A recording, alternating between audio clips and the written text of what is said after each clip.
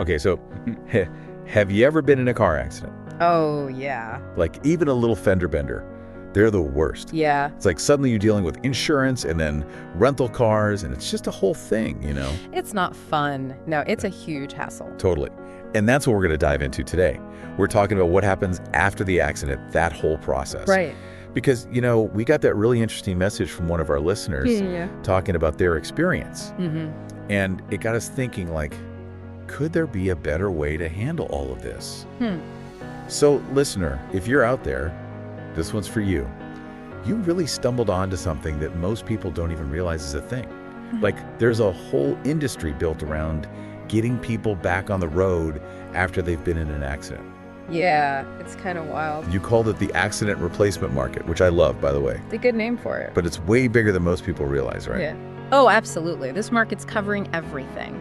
Your rental car services, towing companies, body shops, you name it. Like, in the U.S. alone, this year it was a $36.66 billion market. Wow. And projections. Almost $39 billion by 2030. See, I told you, big money. It's massive. And you mentioned that the employee at the rental car place, they said something like 75% of their business was from accidents and insurance. Yeah, their words were easily 3/4 of our business. And when I thought about it, it made sense. Like, if I'm in an accident, my insurance is likely footing the bill, at least for a while. Exactly. You're not really shopping around for deals when it's not your money, are you? Nope. And it's not just the US either. You factor in Canada. We're talking a combined market potentially hitting over $53 billion, and that's by 2033. So not exactly chump change we're talking about here. Not even close. This is a massive market, and it's only getting bigger. And your experience, while stressful, it really exposes this pain point. Yeah. Oh, for sure. This isn't just you. This is something a lot of people go through. And that kind of brings us to the heart of today's deep dive. Okay. Could Uber be the answer here? Oh. Could they use all their tech, their drivers, everything they've got to, like, disrupt this whole industry? That is a fascinating question. Right. I mean, they wouldn't be starting from zero, you know? Right. They've already got the app, the drivers, all the technology to connect those two things. It's not hard to imagine them shifting that existing infrastructure to, serve this market. Yeah, it's like they're halfway there, right? Totally. I can already picture it. You're in a fender bender. You're a little shaken up. Instead of dealing with tow trucks and insurance calls and all that, you open your Uber app and boom, you're requesting an accident replacement car. Right to the scene. Right there in the app you already use. I mean, it's a powerful proposition. And Uber, they'd use all their data to make the whole process as smooth as possible. Oh, for sure. Imagine using accident data to figure out demand. Positioning drivers near, accident hotspots. Wow. Maybe even personalizing your insurance options based on your driving history. Okay, see, that last one's a little big brother for me, maybe. Yeah, I can see that. But also incredibly efficient. It's like they'd know you'd need a car before you even do. Yeah. But let's not get ahead of ourselves, right? Because this all sounds good in theory, but could Uber actually pull it off? Right. Like, what are the challenges here?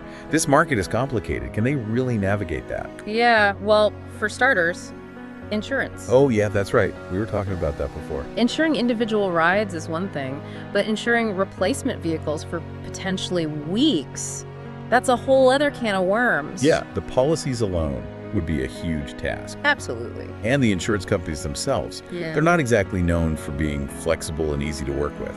Let's just say Uber would probably ruffle some feathers. For sure. And then on top of all that, you have the logistics of managing a fleet of vehicles, but on a massive scale. Right, and this isn't just about little dots moving around on a map, Yeah. You need different types of cars, for one. Right, like sedans, SUVs, Trucks even. towing capacity. Exactly. And then there's maintenance, storage, costs can add up fast. Oh, for sure. Yeah. And we haven't even touched on the human element, which, listener, you were spot on about this in your message. Yeah. Someone who's just been in an accident, they might be dealing with, shock, anxiety. Trauma. Trauma, exactly. Yeah. It's a very sensitive situation. Yeah.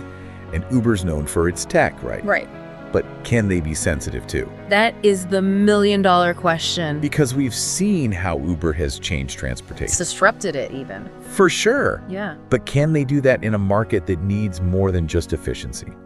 Like, they need empathy. They need a human touch. Absolutely. And that's something we're going to keep digging into as we go further down this rabbit hole. Can Uber be your new best friend after an accident? We're going to find out. So we know this accident replacement market is huge. And Uber, they've definitely got the resources to make some waves. But let's really break down how their current model could work in this whole new world. Yeah, it's interesting to think about. So they're ride sharing, right? That's their bread and butter. Right. They've already got this massive network of drivers, basically independent contractors, right? Right. Could they incentivize those drivers to opt into accident replacement services too? That's a good question. Would those drivers need more training, you think? Or stricter background checks than regular ride share? Oh, for sure. Those are things Uber would have to figure out. It wouldn't be as easy as just adding a new button to the app. Right. They might even need a whole separate driver category with its own requirements and maybe even higher pay, to make it worth it. Because it's different, right? You're not just picking someone up from the airport. Yeah. You're dealing with someone who might have just had a really rough experience. Exactly. And then there's the car situation. Would Uber want drivers using their own cars for this? Or would they have a whole fleet of accident replacement vehicles? Ooh, imagine Uber accident response cars. Right. Clearly marked, all decked out to handle these situations. Totally. And then that brings up even more logistical questions. Right. Where do they store all these cars? Who's making sure they're maintained? Yeah. Do they work with existing rental companies or do they try to handle it all themselves? It gets complicated fast. Super fast. And speaking of complicated, let's talk about Uber's data for a sec. We touched on it earlier. How could that play into all of this? Oh, their data. That could be huge. Imagine them taking accident reports, traffic patterns, even the weather, and using it all to anticipate demand before it happens. They could have drivers in the right place at the right time, just ready to go. That's wild. It's almost like they'd know you're going to need a car before you'd even dare. Almost. Okay, but back to insurance for a sec. Yeah. Because that felt like a major roadblock before. Yeah, that's the big one. Uber would have to completely change how they do insurance now, or they'd need to partner with some big insurance companies willing to cover this whole new thing. And that's not going to be easy. So there's definitely a lot to unpack with this whole Uber accident replacement thing. It's complicated. Yeah, for sure. But even with all those question marks, it feels like there's some real potential here. It's a really interesting idea. It actually reminds me of that whole thing with Uber maybe buying Expedia. Oh, right. That was big news. Just so everyone's on the same page, some sources have said that Uber might be thinking about buying Expedia, which is, the travel giant. Huge company. Massive. Yeah.